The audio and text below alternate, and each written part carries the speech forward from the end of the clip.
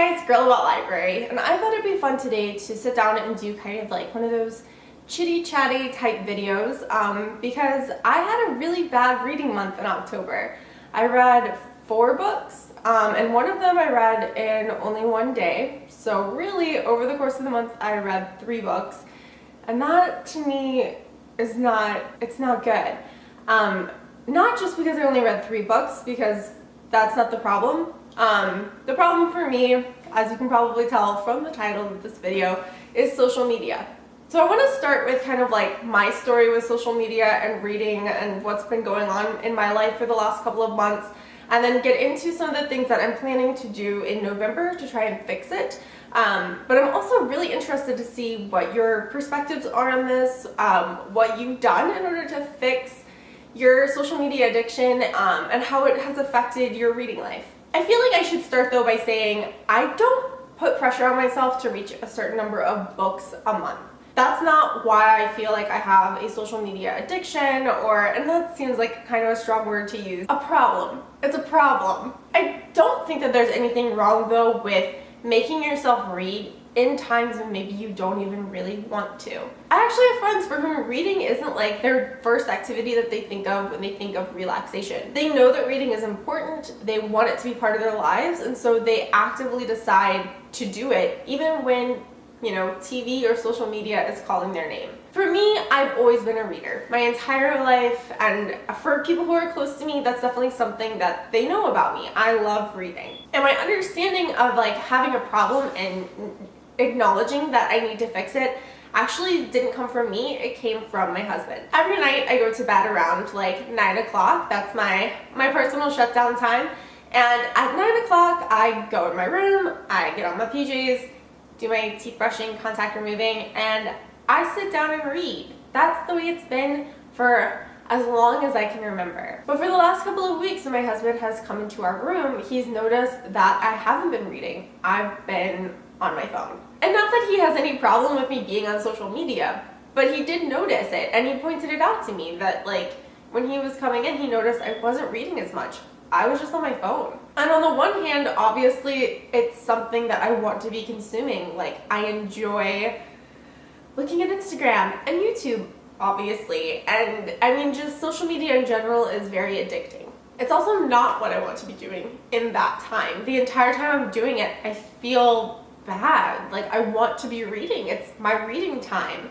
And all through October I kind of struggled with this, where I would start reading and then somehow, like magic, or I don't know, but like all of a sudden my book would be down and I would have my phone. Besides the fact that I really love reading, reading is a much better before bed type activity for me than being on my cell phone. I fall asleep a lot easier when I've been reading versus when I've been playing on my cell phone. I mean, you're staring at this like bright screen. It's a lot harder to fall asleep. And so on top of being frustrated that like I was on social media and I wasn't reading, my sleep was actually getting a lot worse as well. And so it was just kind of like all these things were coming together, and I was not happy with them. I didn't make an October wrap-up video because I was really unhappy with my reading that month, and I can't remember the last time I felt that way. So in the month of November, I have really made a conscious effort so far to, at 9 o'clock, when it is my designated reading time, put my phone like out of hand's reach to where I have to physically get up in order to get my phone. And I have mixed feelings about that too. Like it feels very odd to me to have to like physically separate myself from my cell phone, which I don't even know, from my cell phone in order to read. Like, but what? That's crazy. But it's what I'm having to do, and it's working so far. I've read almost 2 books this month, so I'm definitely ahead of where I was the last month. I don't want to make it sound like I'm trying to force myself to read, because I'm not. I want to be reading. That's part of social media addiction, and I haven't really done that much like research on it, but that's the weird thing, is like you don't want to be just sitting on your phone doing this mindless activity. I want to be reading, but I, without even realizing it, end up on my cell phone for way longer than I was reading a book, if that makes sense. So like I said, it seems to be working so far. I have been keeping my cell phone far away from myself while I am reading from 9 to about 11 o'clock every night, and I've been getting a lot more reading done, and I'm a lot happier about it. I don't feel this like weird mix between social media and my reading because it's not even an option at that time, and I'm really liking it. In addition to keeping my cell phone like as far away from me at night as I possibly can, I've also been tending to pick up books this month that I know I'm really gonna enjoy by authors who I really love. One of those books is Paris for One and Other Stories by JOJO MOYES. When the publisher emailed me about this book, I jumped at the chance to read one of her books. I loved Me Before You and Me After You, and the third book that is coming out, which is Still Me, and that is on sale in January of 2018. Thank you so much to the author and publisher for sending me a copy. In addition, they sent me an additional copy, and so I will have a RAFFLECOPTER link below where you can enter to win one as well. But the descriptions for this book are exactly what I need right now.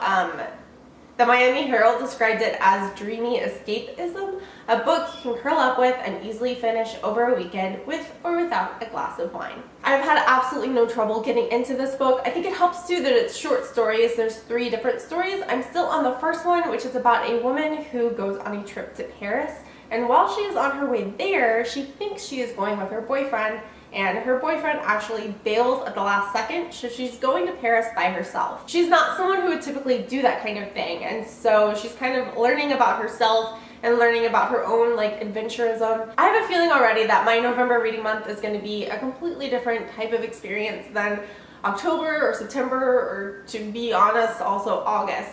Let me know below if social media and reading is something that you kind of struggle with, that those two things bump up against each other the way that they've been bumping up against each other for me. And let me know below how you deal with that. What do you do? What steps have you taken? Is it not an issue for you? That's awesome too. Let me know below. I want to know how other people manage these two things together because I'm really struggling with it, and I feel like having to put my phone on the other side of the room probably isn't something I'm able to do forever. So other coping mechanisms would be super helpful. If you enjoyed this video, please give it a thumbs up and don't forget to subscribe for more bookish content. Thank you so much for watching and have a great day.